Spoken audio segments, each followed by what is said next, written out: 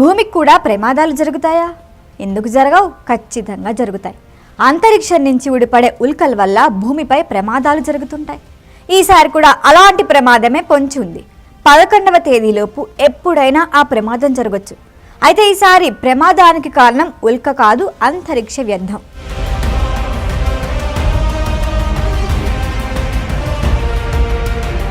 1970లలో Soviet union ప్రయోగించిన అంతరిక్ష నౌక ఈ నెలలో భూమిపై పడనుంది.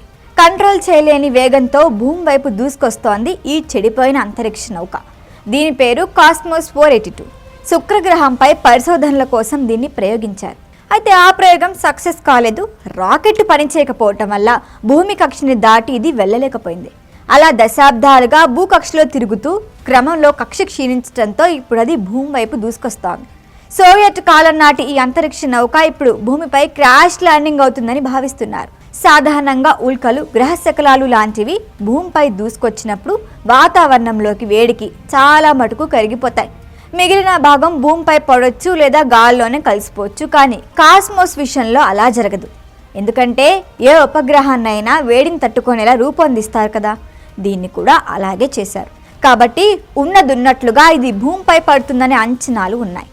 242 కిలోమీటర్ల వేగంతో ఇది భూమి వైపు దూసుకొస్తాను. ఇంత వేగంతో భూమిని ఢీకొడితే చాలా పెద్ద నష్టమే జరుగుతుంది. దీని బరువు 500 కిలోలు. ఇది నేరుగా వచ్చి భూమిపై ఎవరిపైనైనా పడవచ్చు లేదా సముద్రంలో కూలిపోవచ్చు. ప్రస్తుతానికైతే ఇది ఎక్కడ క్రాష్ ల్యాండింగ్ అవుతుందనేది శాస్త్రవేత్తలు అంచనా వేయలేకపోతున్నారు. ఇప్పటి వరకు అంతరిక్షం నుంచి చాలా వ్యర్థాలు భూమిపై పడ్డాయి. కానీ అదృష్టవశాత్తు ఎవ్వరికీ ఎలాంటి నష్టం జరగలేదు. కొన్నేళ్ల కిందట పెద్ద సైజులో వృత్తాకారంగా ఉన్న ఇనుప వస్తువు కెన్యా భూభాగంలో పడింది.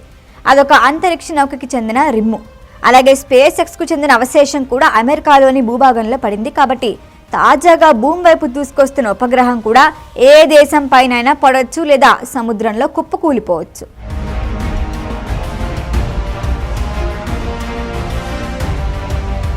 ఈ వీడియో కనుక మీకు నచ్చినట్టయితే లైక్ చేయండి, షేర్ చేయండి, సబ్స్క్రైబ్ చేయండి. అలాగే పక్కనే ఉన్న బెల్ ఐకాన్ని క్లిక్ చేయండి.